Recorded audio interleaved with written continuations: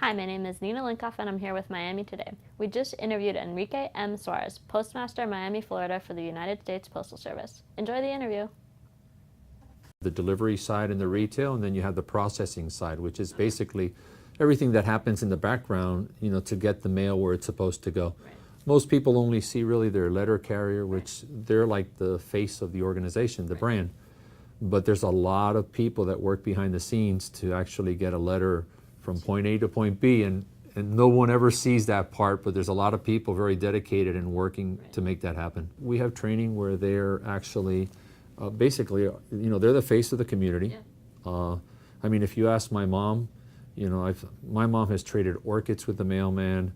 I mean, you name it. Yeah. And the mailman is the best person in the neighborhood for her. Why? Because she sees that person day in and day out.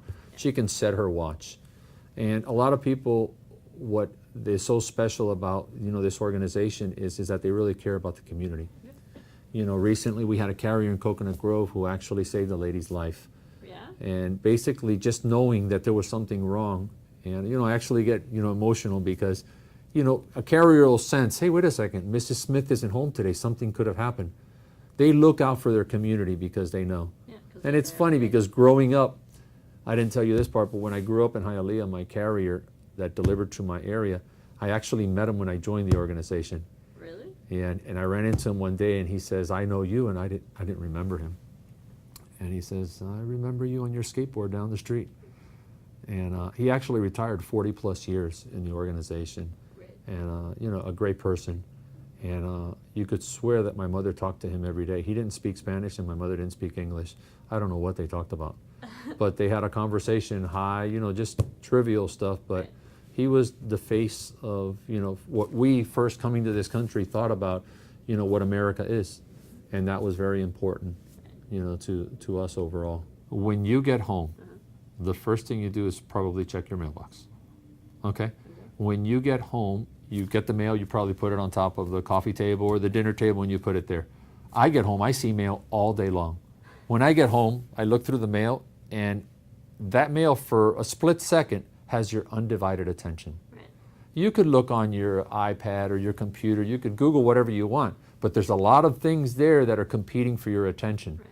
When you get home, you have 4 or 5 pieces of mail that basically they have your undivided attention, whether it be for a split second. And the average person will basically get that piece of mail and they'll separate it into little stacks. I do bills, my wife gets those. I get the stuff that I want to look, Bass Pro Shops, the things that I like, I separate them to the side. So then later I come back and I take my time, looking at them. Right. I could go online and see all that. So basically we complement each other. Right. It's not that the internet is bad, on the contrary, it's great. Okay. Because people go online, order a package, and we provide that service. Right. But at the same time, mail still has that type of attraction where, even kids, I look at my daughter sometimes and I said, in school, I said, do you have textbooks? It's like an iPad. I said, whatever happened to an eraser that you erase and then you go, she says, Dad, we don't do that anymore. Everything is on an iPad, even math. And I said, what happened to scratch paper? And she says, Dad, we don't do that anymore. It's different now.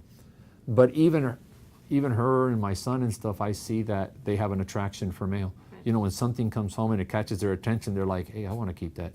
Yeah. They look at it and say, hey, that's interesting. They might go on the computer, but that got their undivided attention that pointed them in that direction. And then, we have augmented reality. We have Q&R codes where you can use your smartphone and your device, and it actually brings you, a great one, for example, is like, let's say, those IKEA catalogs. Yep. You seen how cool those are? Yeah. You actually can, click on them and you actually design everything, but yet you still get one of those at home. Yeah. And you wonder, why would they send you a catalog this thick? Because that's what's going to draw your attention to actually, being interested in that product.